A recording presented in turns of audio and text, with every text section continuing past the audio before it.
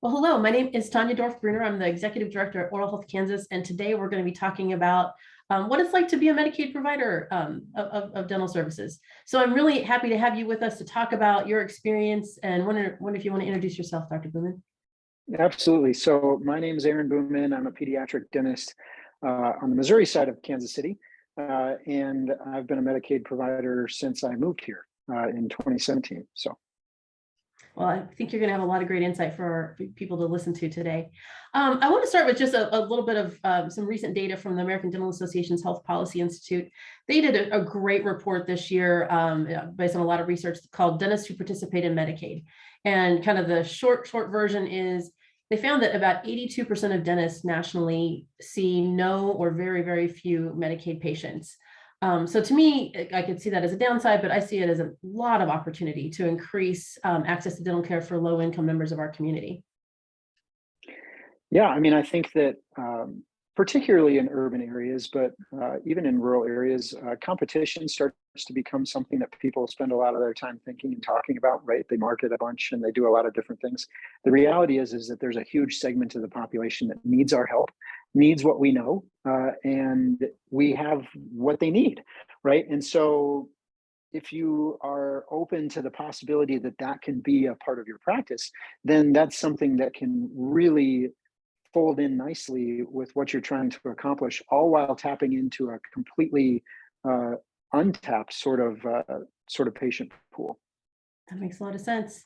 I hear there are a lot of administrative burdens when you become a Medicaid provider. Is that true for you? I would say that being a Medicaid provider is not really all that different than being a PPO for anyone else, right? Every single PPO that everybody's involved with has their own rules, has their own regulations, has their own prior authorizations, and none of those are like any of the other ones. And so if you kind of come at it from that perspective, it's really just, a different PPO. It's just somebody who has got different rules, that has different things that we need to learn. And once you learn those things, then you're in pretty good shape. Like that regulatory stuff starts to melt away a little bit when you start to see it in that light. So speaking of regulatory stuff, what about Medicaid audits? Yeah, so audits are something that can happen, and knock on wood, we've never had one in our office, but we're very prepared for them. And I think being prepared for an audit does nothing other than make you a better office, right? It makes your staff more attentive and prepared. It makes your notes better. It makes your coding better. It makes your front office staff more aware and more involved. And if all of those things are happening in your office, is that ever a bad thing? Is it ever a bad thing to have your staff and yourself and your notes and your diagnoses all be more accurate, more concise, more ready to go if somebody asks for them in a moment? I would argue that those are all positive things rather than negative things. So yes, it's something that you have to think about, but you can choose to see it as an opportunity to make yourself better. That makes a lot of sense. What about payment? Does Medicaid pay promptly? I know that might be a concern for others as well. Yeah. So what I will say is that every state has different managed care organizations that do things slightly differently. But with that in mind, we don't tend to have a lot of problems with that. Like we typically receive our payments in a timely manner. It's all like direct deposit. So it's very straightforward. We submit the claim, they give us a check back. There are paperwork snafus and things that happen with Medicaid, but that happens with all of your PPOs as well. The only way you can avoid all of that is to be a straight fee for service, which this talk probably isn't for that crowd anyway. But that's what I see as far as payment, is that for the most part, yeah, it's coming in regular and it's coming in on time. So what about rates? That's another barrier I hear about as well. Yeah, rates, I mean, traditionally that is the number one cause for concern amongst dentists nationally, right? That's not just Kansas, that's not just Missouri, that's everywhere, right? Nobody likes taking a massive haircut on their fees, nobody. And so we're very fortunate.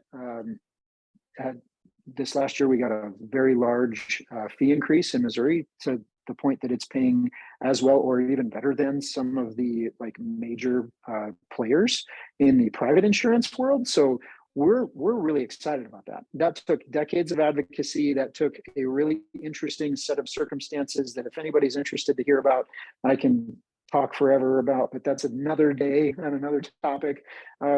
But yeah, it is a challenge. The other thing that you can do, because we were Medicaid providers before that rate increase went into effect, is that you can choose to accept a certain amount of your practice as Medicaid, right? Like just because you're a Medicaid provider doesn't mean that you have to accept everyone that calls, right? You're going to get a lot of phone calls, especially if you're a new provider.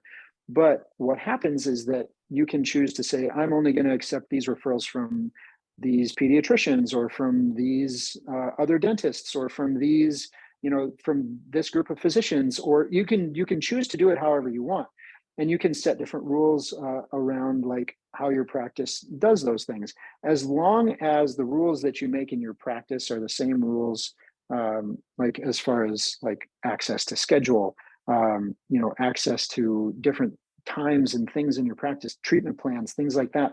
As long as those things are all, equal opportunity, people can then make the choices that they want to make, and you're good to go. Well, it's making a lot of sense. Let me switch gears a little bit. I've heard Medicaid patients maybe don't show up for appointments. Is that something you find to be true? So yes and no. No now for us, but we've been Medicaid providers for a long time. So just like in your private practice setting, right? You build relationships with your patients. You build relationships with your families. You treat the human sitting in front of you like a real dignified human being. And guess what? They're going to want to come back and see you again.